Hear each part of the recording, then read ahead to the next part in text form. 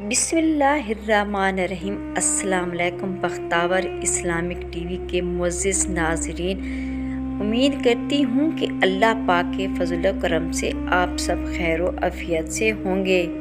آج کی ویڈیو میں آپ سے شیئر کروں گی توبہ کے آنسوؤں کی طاقت کے بارے میں۔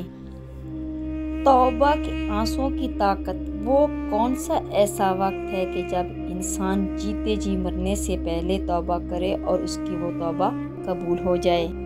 دوسرے لفظوں میں توبہ کا آخری وقت کون سا ہے؟ محترم ناظرین، اللہ سبحانہ تعالیٰ فرماتے ہیں، اے مومنو، سب کے ساتھ مل کر اللہ تعالیٰ کی طرف توبہ کرو تاکہ تم کامیاب ہو جاؤ۔ توبہ میں اتنی طاقت ہے کہ توبہ کو دنیا اور آخرت کی کامیابی کا دارالمدار بتایا گیا۔ سارے گناہ توبہ کرنے سے معاف ہو جاتے ہیں۔ توبہ میں اتنی طاقت ہے، توبہ کی سواری اس قدر تیز رفتار ہے کہ دنیا میں کوئی سواری، کوئی راکٹ ایسا نہیں جو ایک دم میں آنن فانن میں اللہ تعالیٰ تک پہنچ جائے۔ مولانا رومی رحمۃ اللہ فرماتے ہیں، توبہ کی سواری عجیب و غریب سواری ہے، ایک سیکنڈ میں آسمان تک اڑا کر لے جاتی ہے اور اللہ تعالیٰ سے ملا دیتی ہے، اور اسی وقت وہ بندہ جو خباثت سے اور گناہوں کی وجہ سے اللہ تعالیٰ سے دور رہتا تھا، توبہ کے صدقے میں اللہ کے قریب ہو گیا اور اس کا محبوب بھی ہو گیا۔ حدیث شریف میں ہے کہ توبہ میں تاخیر کرنے والے توبہ کرنے سے محروم رہ جاتے ہیں۔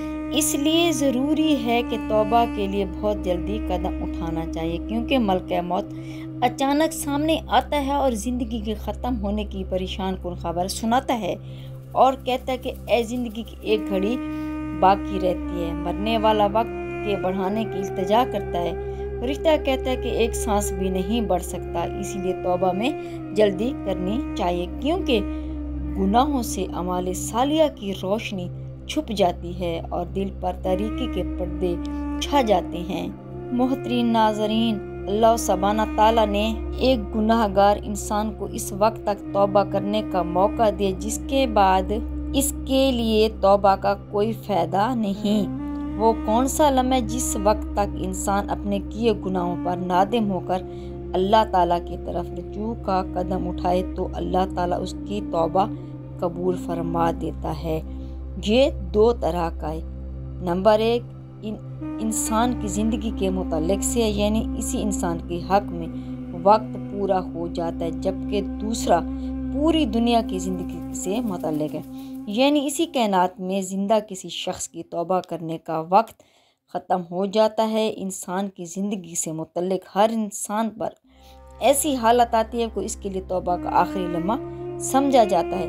اس وقت تک کسی بھی شخص کے لیے توبہ کرنے کی گنجائش باقی رہتی ہے۔ یہ لمحہ اور توبہ کے بغیر گزر گیا تو اب اس شخص کے لیے توبہ کا دروازہ بند ہو جاتا ہے۔ دوسری حالت وہ حالت غرغرہ کہلاتا ہے، یعنی حیات انسانی کے بالکل آخری لمحات جس میں آخری آثار شروع ہو جاتے ہیں۔ یہ اللہ تعالیٰ کی حدود درجہ کی مہربانی ہے کہ وہ زندگی کے آخری لمحے تک توبہ کا دروازہ کھلا رکھا ہے۔ اب حالت غرغرہ تک بھی اگر کسی انسان کو اپنی نجات کی فکر نہیں ہے تو یہ پھر کس کا قصور ہوگا؟ دنیا کی زندگی سے متعلق اس کا مطلب یہ ہے کہ پوری کائنات میں موجود تمام انس و جن کے لیے کون سا وقت ہے جس کے بعد عموماً طور پر ہر شخص کے لیے توبہ کا دروازہ بند ہو جاتا ہے۔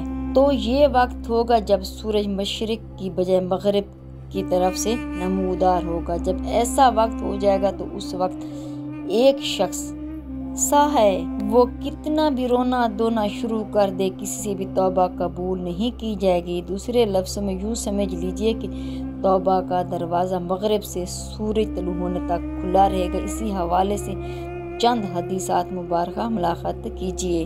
حضرت صفوان بن غسان رضی اللہ تعالیٰ سے روایت ہے کہ رسول کریم صلی اللہ علیہ وسلم نے فرمایا کہ سورج مغرب کی جانب سے ایک کھلا دروازہ ہے، اس کی چوڑائی 70 سال کی مسافت ہے۔ توبہ کے لیے یعنی توبہ کرنے والوں کے لیے یہ دروازہ ہمیشہ کھلا ہوا ہے یہاں تک کہ سورج مغرب کی جانب سے طلوع ہو جائے۔ جب مغرب کی جانب سے سورج طلوع ہو جائے، جب مغرب کی جانب سے سورج طلوع ہو جائے تو ایسے شخص کا ایمان سود مند نہیں ہو سکے گا جو پہلے سے ایمان نہ لا چکا ہو، یا ایسا انسان جس نے اپنے ایمان کی حالت میں نیکی نہ کمائی ہو، یعنی ایسے آدمی کی توبہ قبول نہیں ہوتی۔ حضرت ابو ہریرہ رضی اللہ عنہ سے روایت ہے کہ نبی کریم صلی اللہ علیہ وسلم سے روایت ہے کہ رسول کریم صلی اللہ علیہ وسلم نے فرمایا کہ سورج مغرب کی جانب سے طلوع ہونے سے پہلے جو شخص توبہ قبول کر لے، اللہ تعالیٰ اس کی توبہ قبول فرما دے گا۔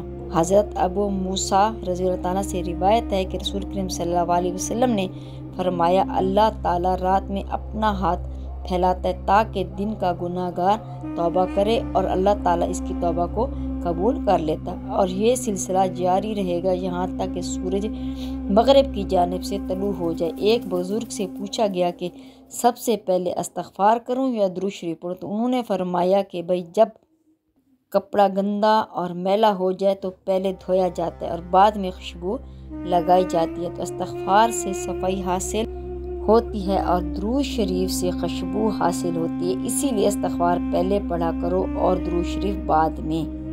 ایک حدیث میں ہے کہ بندے کو ہر حال میں اپنے اللہ تعالیٰ کی ضرورت ہوتی ہے، اور یہ اس کے حق میں بہتر بھی ہے کہ ہر حال میں اللہ تعالیٰ کی طرف رجوع کرے، خواہ اچھا ہو یا برا ہو۔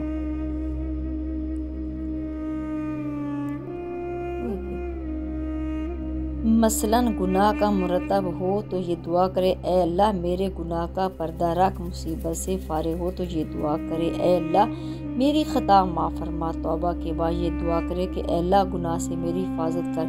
کوئی اچھا کام کرے تو یہ کہ اے اللہ میرے عمل کو شرف قبولیت سے نواز۔ ان سے کسی نے دریافت کیا کہ وہ استغفار کون سا ہے جس سے گناہ معاف ہوتے ہیں، تو آپ نے جواب دیا کہ استغفار کی ابتدا استجابت سے ہے، اس کے بعد انابت اور پھر توبہ استباجت سے ہے۔ اعضاء کے اعمال مراد ہیں اور انابت سے قلوب کے اعمال۔ توبہ یہ ہے کہ مخلوق سے لا تعلق ہو کر اللہ تعالیٰ کی طرف متوجہ ہو جائے اور جس گناہ میں مبتلا اس کی مغفرت طلب کرے۔ نیم کفران نعمت اور ترک لشکر جیسی خطاؤں کو بخش چاہیے، امید ہے کہ اس کے بعد مغفرت ہو جائے گی اور رب العالمین کے پاس اچھا ٹھکانہ نہ مل جائے گا۔ اگر ذکر کی حالت میں کچھ آنسو بھی نکل آئیں اور تنہائی میں بھی ہو تو یہ آنسو قیامت کے دن ہمیں عرش کا سایہ دلائیں گے۔ اللہ کی محبت کے جو آنسو، ان آنسوؤں پر ستارے رشک کرتے ہیں۔ جب کوئی گناہ گار بندہ روتے روتے اپنی مغفرت مانگتا ہے تو اس کے رونے اور گڑگڑانے کا اور ان کے آنسوؤں کا اللہ کے نزدیک کیا مقام ہے۔ علامہ علوسی بغدادی رحمۃ اللہ نے سورۃ انا انزلنا کی تشریح میں یہ حدیث قدسی نقل کی ہے۔ حدیث قدسی کے بارے میں محدثین فرماتے ہیں کہ وہ کلام نبوت جو زبان نبی سے ادا ہو، لیکن نبی کریم صلی اللہ علیہ وآلہ وسلم یہ نسبت کر دے کہ اللہ تعالیٰ نے یہ فرمایا ہے۔ حدیث قدسی میں اللہ کا ارشاد ہے، گناہ گار کا نالہ اور ان کا رونا اور گڑگڑا کر مجھ سے معافی مانگنا اور ان کی آہذاری اور اشکباری مجھے تسبیح پڑھنے والوں کی سبحان اللہ سے زیادہ محبوب ہے۔ مولانا رومی فرماتے ہیں، اللہ تعالیٰ گناہ گاروں کی ندامت کے آنسو کو شہید کے آنسو کے برابر وزن کرتے ہیں، اور مولانا رومی خود اس کی تشریح میں فرماتے ہیں کہ اس وجہ یہ ہے کہ ندامت کے آنسو پانی نہیں بلکہ ان کے جگر کا خون ہے، جو خوف خدا سے جب جگر کا خون پانی بن جاتا ہے تب وہ آنسو بن کر نکلتا ہے۔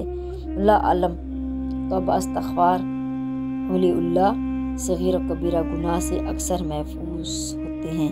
بال فرض اگر کسی سے ہو جائے تو وہ گناہ پر اصرار نہیں کرتے بلکہ فوراً توبہ استغفار پڑھتے ہیں، جیسے سورۃ آل عمران کی آیت نمبر 135 میں ہے۔ اور ایسے لوگ ہیں ایسا کام کر گزرتے ہیں جس میں دوسروں پر زیادتی ہو یا کوئی گناہ کر کے خاص اپنی ذات کا نقصان کرتے ہیں تو وہ فوراً اللہ تعالیٰ سے عظمت اور عذاب کو یاد کر لیتے ہیں اور پھر اپنے گناہوں کی معافی مانگتے ہیں۔